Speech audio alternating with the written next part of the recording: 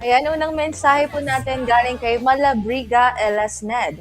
May walk-around visit sana ang mga barangay captain every night para mangbawal o magbigay ng notice at fine sa mga individual na pasaway.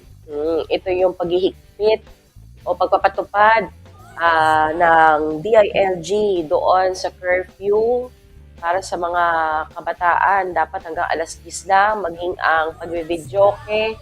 Ayan, naputol na. Hanggang alas 10 na lamang po ang pagbe-videoke.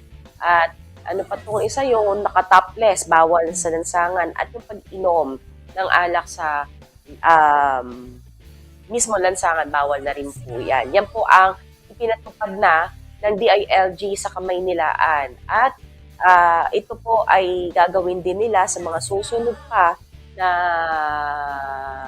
araw.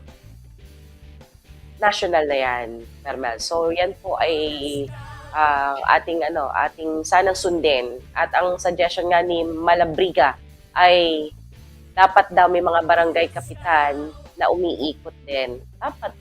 Meron naman din, may mga tanod naman tayo sa mga barangay na nagpapatrol. Sa amin kasi meron eh.